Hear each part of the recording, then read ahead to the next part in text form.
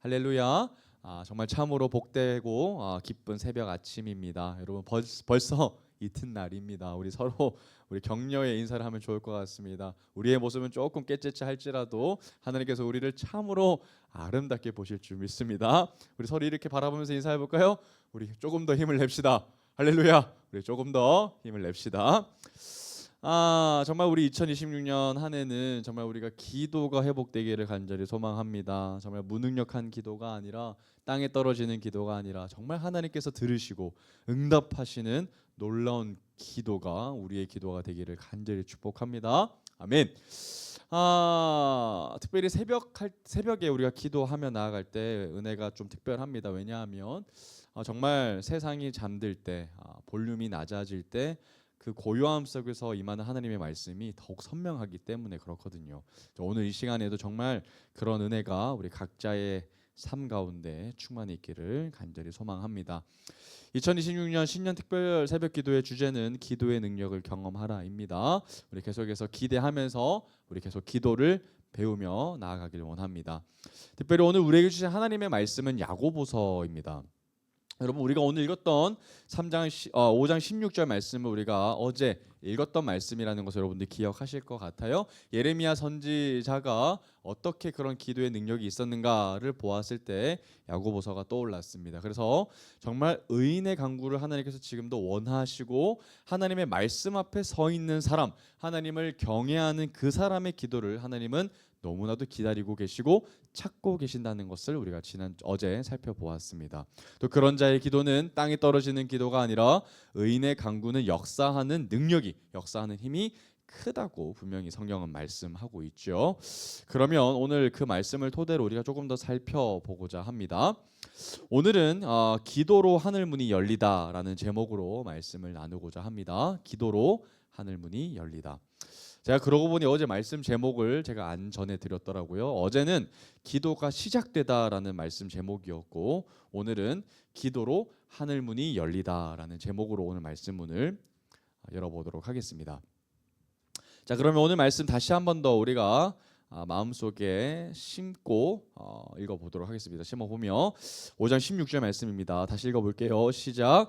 그러므로 너희 죄를 서로 고백하며 병이 낫기를 위하여 서로 기도하라. 의인의 간구는 역사하는 힘이 큼이니라. 아멘. 자, 이 말씀을 하고서 야고보서가 뒤에 첨언하는 이야기가 있습니다. 이 말씀과 함께 같은 세트인데요. 17절과 18절을 우리 같이 한 번 더 읽어보겠습니다. 엘리야는 우리와 성정이 같은 사람이로되 그가 비가 오지 않기를 간절히 기도한즉 3년 6개월 동안 땅에 비가 오지 아니하고 다시 기도하니 하늘이 비를 주고 땅이 열매를 맺었느니라. 오늘은 야고보서를 이렇게 마무리하면서 야고보가 기도에 관한 말씀을 우리에게 전해주는데요. 그 기도에 관한 말씀을 전해주면서 한 사람을 보여줍니다. 그 한 사람은 오늘 누굽니까? 바로 엘리야입니다. 그러니까 어제는 우리가 예레미야 선지자를 살펴봤고요. 오늘은 기도하는 한 사람. 오늘 우리가 엘리야의 기도를 통해서 우리가 기도를 좀 배워보기를 간절히 원합니다. 그런데 여러분 17절과 18절에 보면 야고보가 엘리야를 설명하면서 예를 들면서 우리에게 좀 여러 가지에 대한 이야기를 좀 해주는데요. 첫 번째는 엘리야의 본질적인 성정에 대해서 우리에게 얘기하고 있습니다. 엘리야는 우리랑 다른 사람이 아니라 구별되는 사람이 아니라 우리하고 어떻대요? 같다, 동일한 사람이다라고 얘기하고 있습니다. 여기서 성정이라는 말이 좀 어려운데요. 쉽습니다. 타고난 본성, 또 기질 이런 거를 우리가 성정이라는 단어를 쓰거든요. 근데 영어 번역으로 보면 훨씬 더 쉽게 직관적으로 나와 있더라고요. 엘리야 was a man just like us 이라는 표현을 씁니다. 그러니까 정말 엘리야는 우리와 같다라는 말이거든요. 그냥 다른 사람하고 구별되는 정도 수준이 아니고 그냥 정말 평범한 우리와 같이 연약하고 그도 역시 죄인이었다라는 설명을 지금 야고보가 하고 있다라는 겁니다.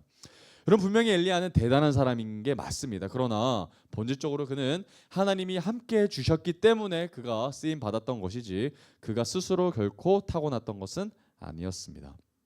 엘리야를 보면서 우리가 너무 위대하게 볼 필요가 없죠. 왜냐하면 엘리야를 너무 위대하게 보면 엘리야는 엘리야고 우리는 우리다 이렇게 이분법적으로 생각할 수 있기 때문에 그렇다는 겁니다. 그래서 오늘 야고보는 엘리야도 그렇게 우리와 같은 성정의 사람이기 때문에 그도 역시 우리와 같은 사람이기 때문에 엘리야가 했던 것처럼 우리도 뭐 할 수 있다는 거예요? 기도할 수 있다라는 것이 오늘 야고보의 목적이라는 겁니다. 야고보는 우리에게 그런 기도를 할 수 있게끔 도전을 해주는 거죠. 여러분 생각해 보시면 우리 모두가 기도가 능력이 있기를 원합니다. 세상 어떤 사람도 하나님 앞에 간절히 기도하면서 기도가 응답이 되지 않을 것을 구하면서 기도하는 것은 아무도 없죠. 우리 모두가 무력한 기도를 벗어나고 싶어하고 또 하나님 앞에 응답받는 기도를 하고 싶어 한다는 겁니다. 그런데 오늘 말씀을 잘 한번 다시 보면 엘리야가 무엇을 간구하면서 기도했다고 나옵니까? 비가 오지 않기를 위해서 정말 간절히 기도했다는 거예요.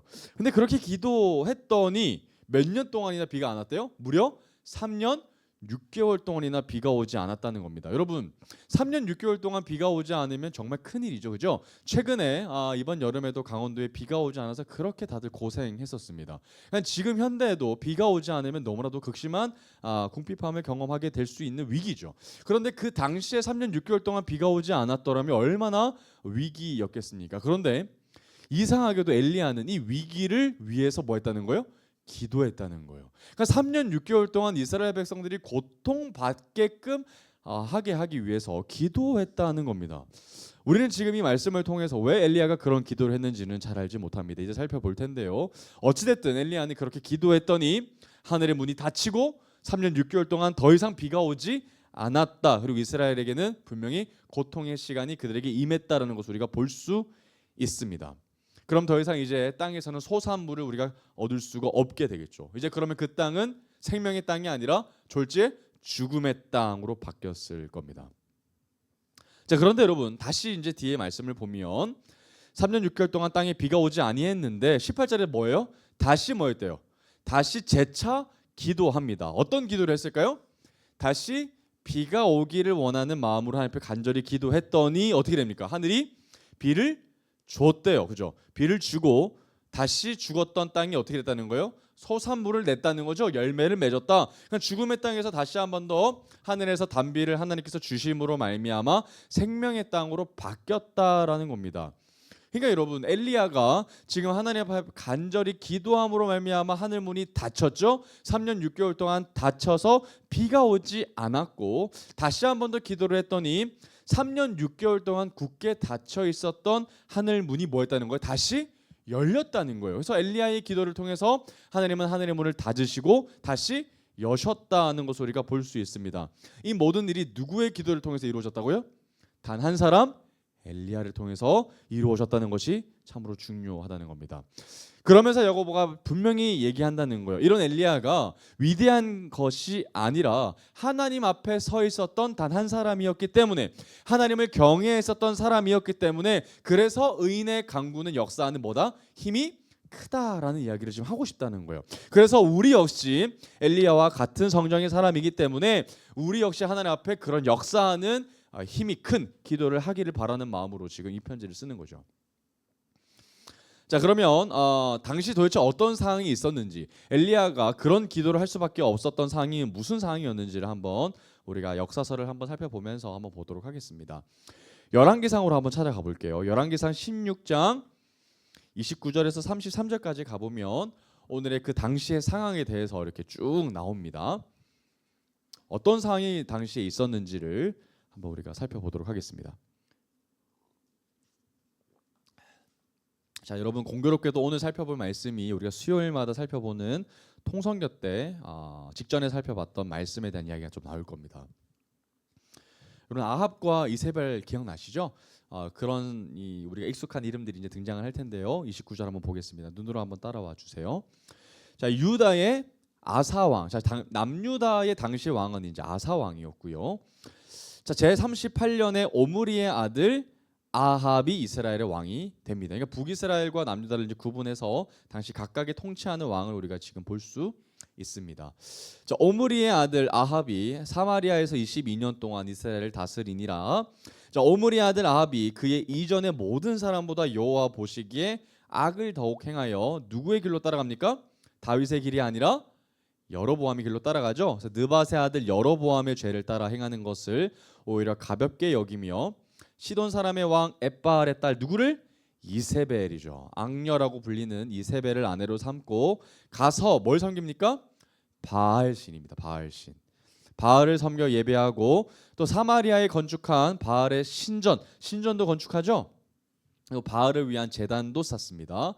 33절 또 아세라상을 만들었으니 그는 그 이전에 이스라엘의 모든 왕보다 심히 이스라엘 하나님 여호와를 뭐 했다고요? 노하시게 하였더라. 그러니까 여러분 이제 여로보암은 생각을 할 수 없을 만큼의 더 극심한 악을 행하는 사람이 등장을 한 거예요. 바로 그 사람이 누구다고요? 아합과 이세벨이라는 겁니다. 근데 여러분 가만히 보면요, 아합보다 더 나쁜 사람이 바로 이세벨이거든요. 가만히 보면 이세벨이 들어온 것은 그냥 한 왕비로 들어온 게 아니라 바알과 아세라를 전도하기 위한 전도자의 역할을 지금 하고 있다는 것을 여러분들이 기억하시면 좀 좋을 것 같습니다. 정말 치밀하게 준비했고요. 그리고 이 이세벨의 악행은 정말 말로 표현하기도 어려울 지경입니다. 이세벨만 바알과 아세라를 섬겼던 것이 아니라 지금 아합도 그렇게 변질되게 만들고요. 그렇게 하니까 지금 온 나라가 들썩들썩한 거죠. 이제 더 이상 하나님을 섬기는 나라가 아니라 바알과 아세라를 섬기는 가증한 나라로 지금 변해져 있다는 겁니다. 그러니까 하나님 보시기에 이 일들이 얼마나 화가 나셨겠습니까? 지금 그 상황을 얘기하고 있거든요.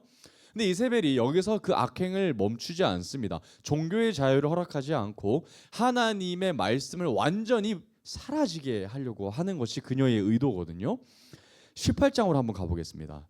열왕기상 18장 3절에서 4절까지 한번 볼게요.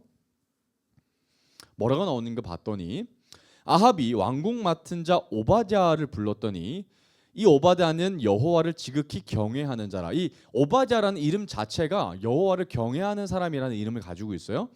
그러니까 이세벨이 여호와의 선지자들을 멸할 때에 뭐 했다고요? 이세벨이 하나님의 말씀을 가진 선지자들을 뭐 했다는 거예요? 죽였다는 거예요. 여러분 지금부터 종교적인 핍박이 이루어지고 있는 거죠. 그러니까 하나님의 선지자들은 목숨을 걸고 하나님의 말씀을 전해야 되는 거였었던 거예요.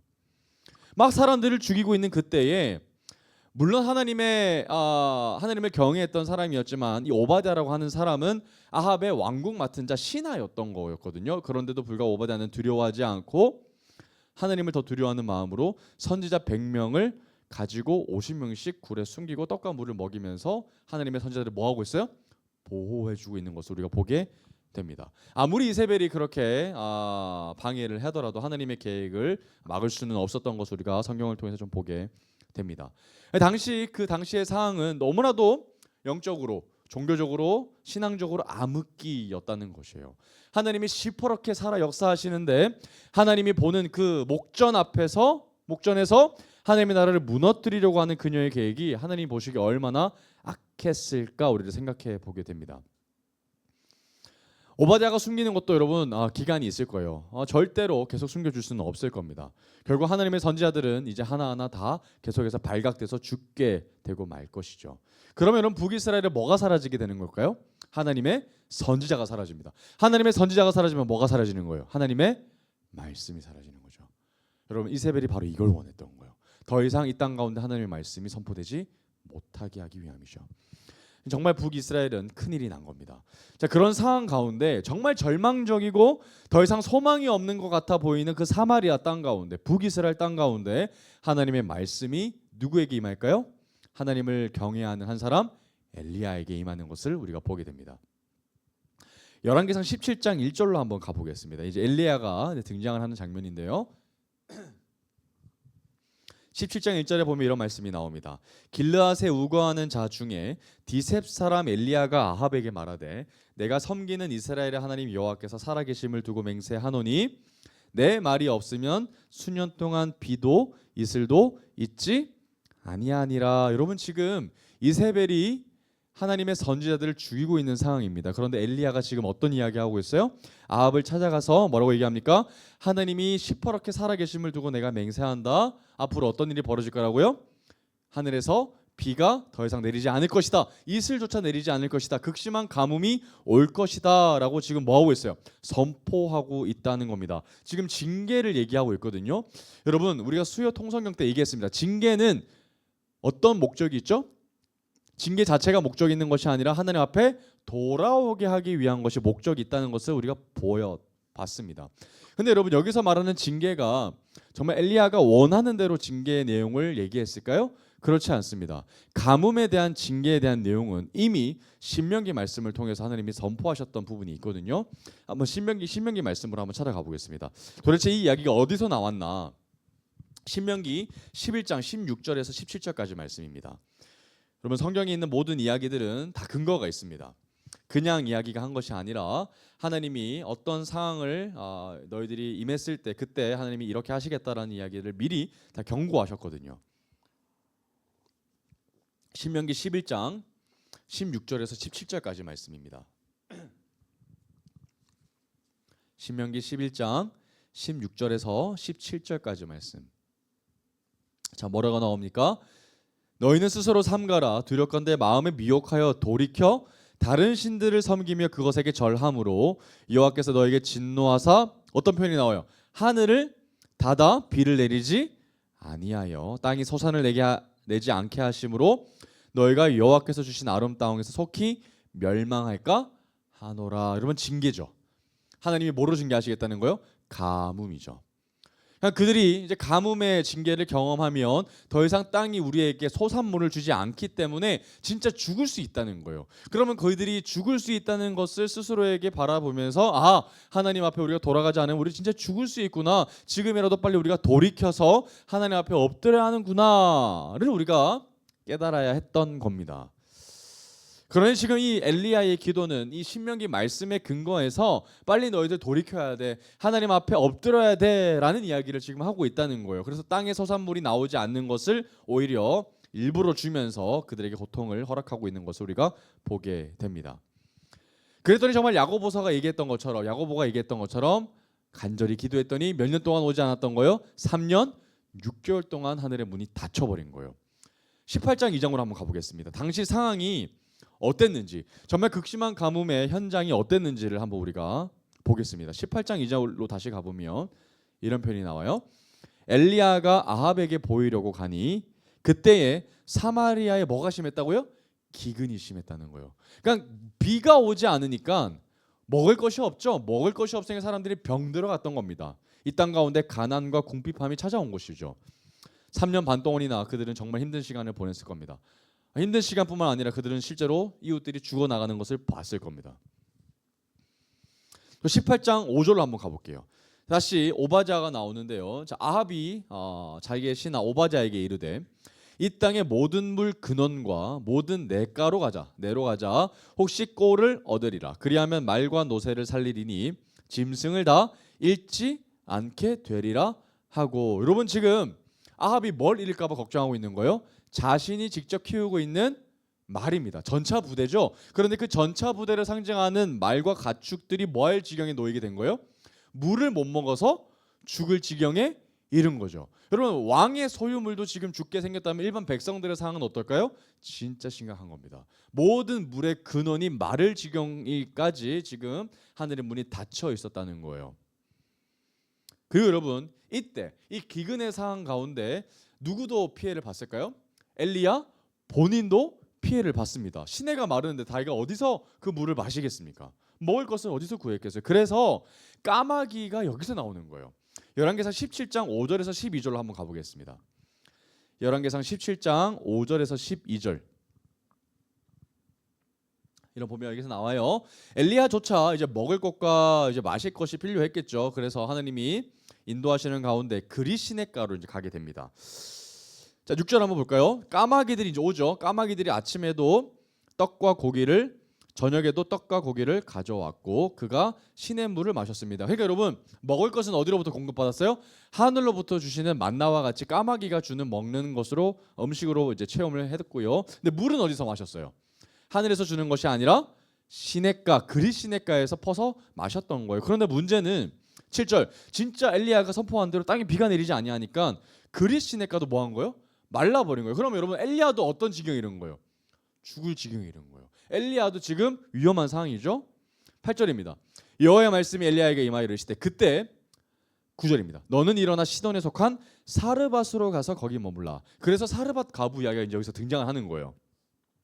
사르밧으로 가서 거기 머물라. 내가 그곳 과부에게 명령하여 내게 음식을 주게 하였느니라. 그러니까 엘리야도 지금 배가 고픈 상황이죠. 그래서 과부를 찾아가서 너희가 음식을 먹게 해주겠다라고 하나님이 이야기해 주시는 장면이에요.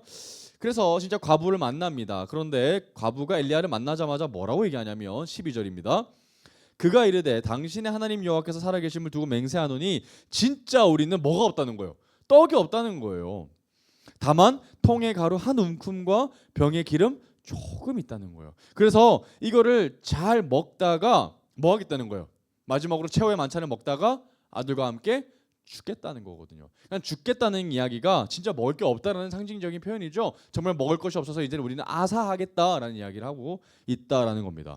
정말 당시 사마리아 땅이 얼마나 극심한 가뭄에 시달렸는지를 우리가 알 수 있는 대목이라는 거죠. 그러면 여러분, 이스라엘이 이런 고통을 경험하고 있다면 지금 빨리 뭐 해야 돼요? 돌이켜야 하죠. 그러니까 지금 징계 자체가 의미가 있는 것이 아니라 그들은 빨리 지금 돌이켜야 한다는 것에 의미가 있다는 겁니다. 돌이킬 때 하나님이 그들을 다시 한 번 더 용서의 기회로 열어주시겠죠. 그런데 문제는 성경 어디에 봐도 이들이 돌이켰다라는 장면이 지금 나오지 않습니다. 계속 징계만 받고 있는 거예요. 의미 없는 징계의 연속에 지금 놓여 있다는 거예요. 그러면 이스라엘 백성들도 답답하고, 누구도 답답해요? 엘리야도 답답하고, 가장 답답한 분 하나님이 답답하시죠. 빨리 돌이켜야 되는데 계속해서 죽어나가고 있으니까. 자, 그리고 나서 이제 열왕기상 18장 19절에서 21절까지 한번 보겠습니다. 당시 그들의 상황을 이제 적나라하게 묘사하고 있는데요. 이제 엘리야는 이제 갈멜산에서 이제 전투 대결하는 장면이 이제 그 다음 장에서 이제 펼쳐집니다. 이제 이 엘리야가 아합에게 요청을 하죠. 너희들이 섬기는 너희들의 그 선지자들, 바알과 아세라를 섬기는 선지자들을 너에게 다 데리고 와라. 갈멜산에 다 모이게 해라. 그리고 우리가 진짜 누가 하나님인지를 우리가 한번 따져보자라는 것을 이제 대결을 하는 장면이 이제 18장에서 표현이 되고 있는데요. 19절에서부터 21절까지 한번 보겠습니다.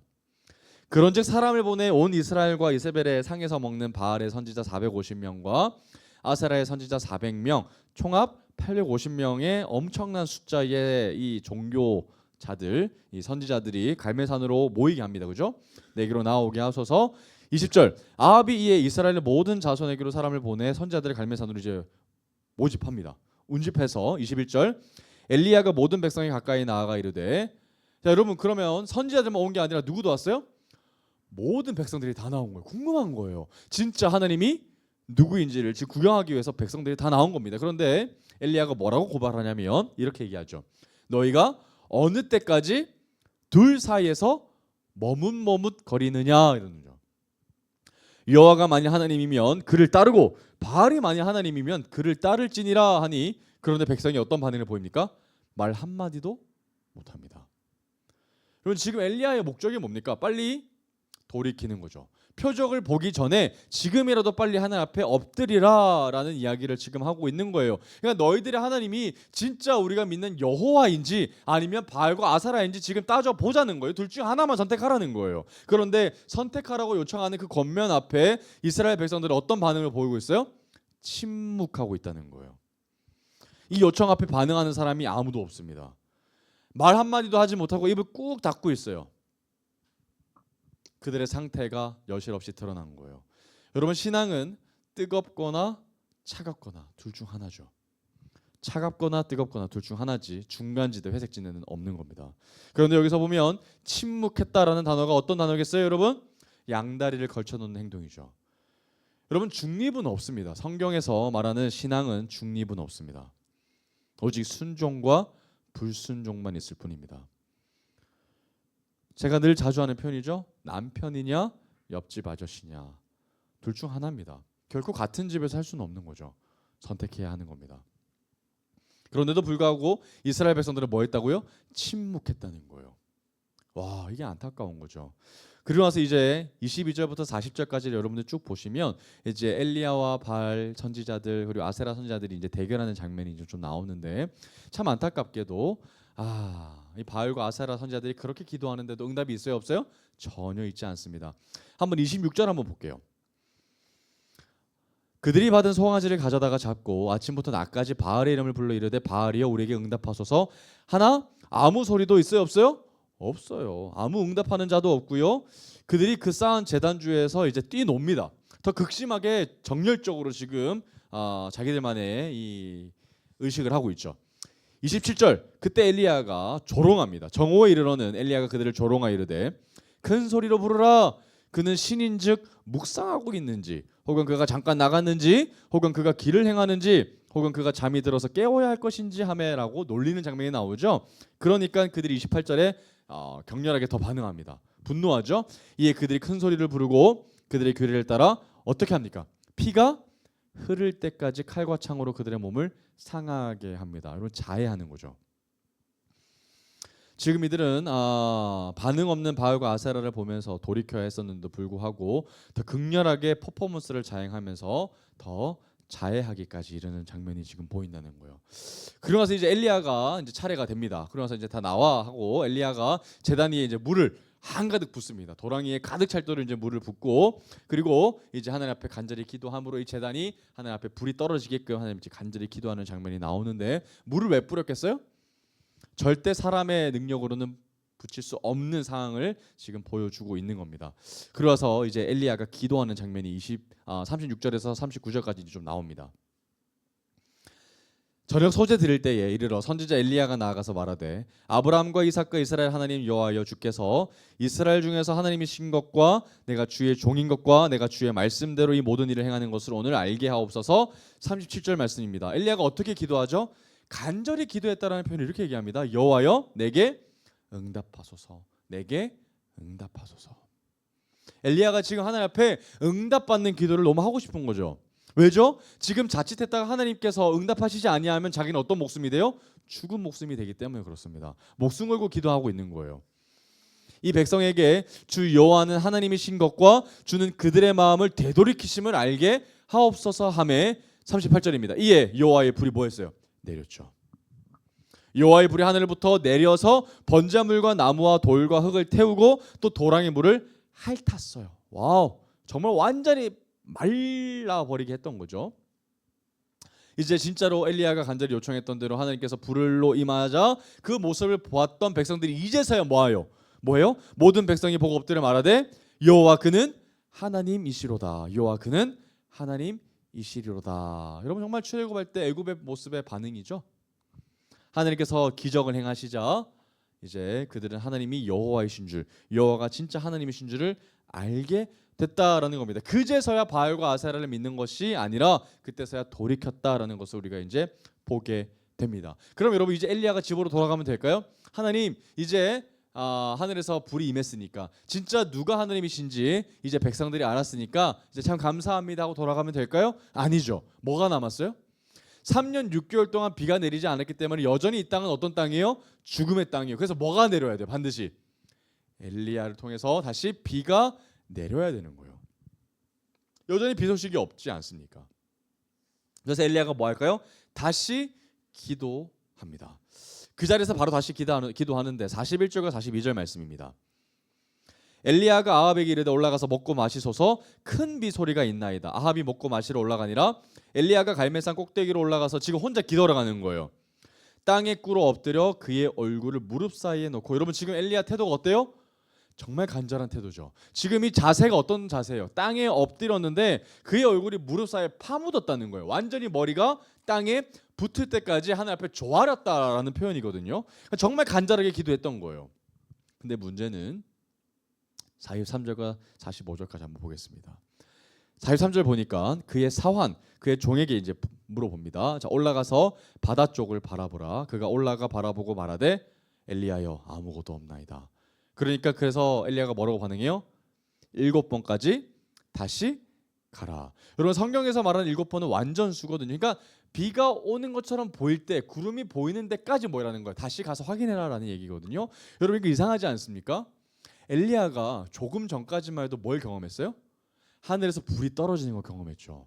근데 다시 비를 위해서 기도하는데 응답돼야 안 돼요? 안 돼요. 이상하죠. 그렇게 놀라운 하나님의 임재와 능력을 경험했는데도 불구하고 안 됩니다. 완벽하게 기도할 때까지 하나님 앞에 엎드리게 하시죠. 44절입니다. 7번째, 그러니까 완전하게 이르러서는, 정말 하나님 앞에 완전히 모든 땀을 내릴 때까지 그렇게 간절히 기도해서는 그가 말하되 뭐라고 얘기합니까? 그때서야 사환이 바다에서 사람의 손바닥만한 작은 구름이 일어나나이다 이르되. 여러분, 그 정도의 구름 정도를 보고 우리가 큰 비가 올 거라고 예상하기는 좀 어렵죠. 그런데 믿음으로 엘리야는 아합에게 보냅니다. 뭐라고 얘기해요? 비에 막히지 아니하도록 마차를 갖추고 어서 내려가소서라고 얘기합니다. 비 때문에 내려가지 못하는 일이 없도록 빨리 내려가라는 이야기가, 그냥 폭우가 내릴 거라는 얘기하는 거죠. 진짜 말 그대로 엘리야의 믿음 그대로 45절 조금 후에 구름과 바람이 일어나서 하늘이 캄캄해지며 큰 비가 내렸다라는 거예요. 진짜 아합은 이제 믿음으로 그 이야기를 한 엘리야의 이야기를 듣고 마차를 타고 내려가는 장면을 이제 그 뒤에서 볼 수 있습니다. 그러면 여러분, 정말 우리가 엘리야를 보면서 정말 대단한 사람이라고 볼 수 있습니다. 얼마나 그의 기도가 간절한지, 하나님께서 다시 닫혔던 하늘의 문을 열어주시고 기도를 통해서 다시 이 땅 가운데 소산물을 내게끔 비를 내려주시는 것을 우리가 보게 됩니다. 그러면 여러분, 엘리야가 도대체 어떤 모습을 보고 야고보는 그가 우리와 성정이 같다, 그러니까 우리도 그렇게 기도할 수 있다라는 것을 우리에게 얘기해 주었을까요? 바로 그 다음 장으로 가보면 비밀이 있습니다. 19장으로 가보면 이런 표현이 나와요. 19장 1절과 4절 말씀인데요. 한번 따라와 보세요. 아합이 엘리야가 행한 모든 일과 그가 어떻게 모든 선지자들을 칼로 죽였는지 이세벨에게 이제 고사질합니다. 누가요? 아합이 자기 와이프한테, 아내한테요. 2절입니다. 이세벨이 사신을 엘리야에게 보내어 이르되 내가 내일 이맘때에는 반드시 네 생명을 저 사람들 중 한 사람의 생명과 같게 하리라. 그 전에 어떤 상황이 있었냐면 엘리야가 바알 선지자들을 칼로 다 도륙하는 장면이 나왔거든요. 그러니까 그 이야기를 듣고 이세벨이 너도 네가 죽였던 사람처럼 한 사람의 생명으로 만들어버릴 거야, 죽여버릴 거야 라는 이야기를 한다는 거예요. 3절입니다. 그가 이 형편을 보고 일어나서 자기의 생명을 위해 뭐합니까? 도망갑니다. 4절. 자기 자신은 광야로 들어가 하룻길쯤 가서 한 로뎀나무 아래 앉아서 자기가 죽기를 원하여 이르되 여호와여 넉넉하오니 지금 내 생명을 거두시옵소서. 나는 내 조상들보다 낫지 못합니다라고 얘기합니다. 정말 모세가 하나님 앞에 그 콜링을 받지 않으려고 발버둥 쳤던 모습처럼 엘리야도 이렇게 하고 있다는 거예요. 여러분, 엘리야 우리가 봤던 사람 맞습니까? 믿음의 사람 맞아요? 어떻게 하늘에서 그런 놀라운 임재를 경험하고도 이런 태도를 볼 수 있냐라는 겁니다. 정말 자기의 기도가 이렇게 능력이 있고 모든 사람이 다시 하나님이 여호와이신 줄 알게 됐던 그 현장의 역사에 있었던 그 한 사람인데도 불구하고 자기를 헤아려는 그 현실 앞에서 여전히 무너지는 모습을 봤던 겁니다. 바로 이 모습이 야고보가 봤을 때 우리와 같이 연약한 사람의 근거가 되는 말씀으로 보았던 거예요. 엘리야는 참 연약한 사람이죠. 저를 죽여주시옵소서라고 얘기했던 그 모습들이 얼마나 우리와 같은 연약한 인간인지를 알게 하는 대목인 것 같습니다. 그런데 여러분, 오늘 말씀 우리가 지난 어제 말씀하고 이제 연결을 하면서 예레미야 역시 하나님 앞에 서 있었던 단 한 사람이었거든요. 근데 오늘 말씀을 보니까 엘리야 역시 하나님 앞에 서 있었던 단 한 사람의 기도를 우리가 보게 됩니다. 둘 다 연약한 사람이에요. 둘 다 하나님 앞에 부족한 사람입니다. 그러나 그들이 참 잘했던 것은 뭐냐면 연약한 가운데도 불구하고 하나님의 말씀 앞에 서 있었고 엎드려서 기도했다라는 거예요. 여러분, 기도하는 사람이 대단해서 기도하는 것이 아니라 우리가 부족하기 때문에 기도하는 것이죠. 그리고 하나님 앞에 간절한 마음을 담아 기도하기 시작할 때 하나님은 기도의 능력을 우리에게 주신다라는 겁니다. 근데 여러분, 더 놀라운 것은 엘리야보다 우리에게 더 큰 능력의 기도가 임한다는 것은요, 바로 야고보의 약속 때문입니다. 여러분, 야고보가 왜 엘리야의 말씀을 들면서 우리에게 기도의 능력을 임하게 하게끔 권면했을까요? 우리에게는 엘리야가 받지 못한 놀라운 축복이 있어요. 그게 뭘까요? 엘리야는 경험하지 못했던 놀라운 우리의 은혜가 있거든요. 말씀 한번 찾아보겠습니다. 히브리서 7장 25절입니다. 히브리서 7장 25절.